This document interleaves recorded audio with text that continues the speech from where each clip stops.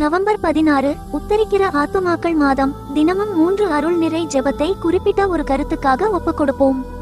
தந்தை மகன் தூய ஆவியின் பெயராலே ஆமென். மட்டற்ற கிருபையுடைத்தான சர்வேசுரா, நாங்கள் பொழிந்த தாழ்மையான ஜெபங்களை கிருபாகடாட்சமா பார்த்துக்கொள்ளும். தேவரீரை அறிந்து நம்பி உறுதியாய் ஸ்துதித்து வந்த எங்கள் பந்துக்களுடையவும் சகோதரருடையவும் உபகாரிகளுடையவும் சிநேகிதருடையவும் ஆத்துமங்களுக்காக நாங்கள் ஒப்புக்கொடுக்கும் இந்த எங்களுடைய செபங்களை ஏற்றுக்கொண்டு அவர்களுடைய பாவங்களை மன்னித்து அவர்களை உம்மிடத்தில் சேர்த்து கொள்ள வேண்டுமென்று தேவரீரை பிரார்த்தித்துக் கொள்ளுகிறோம். சுவாமி. ஆமென்.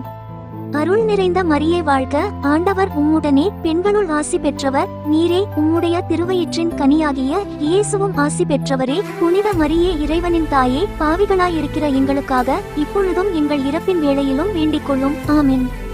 அருள் நிறைந்த மரியே வாழ்க, ஆண்டவர் உம்முடனே, பெண்களுள் ஆசி பெற்றவர் நீரே. உம்முடைய திருவயிற்றின் கனியாகிய இயேசுவும் ஆசி பெற்றவரே. புனித மரியே, இறைவனின் தாயே, பாவிகளாயிருக்கிற எங்களுக்காக இப்பொழுதும் எங்கள் இறப்பின் வேளையிலும் வேண்டிக் கொள்ளும். ஆமென்.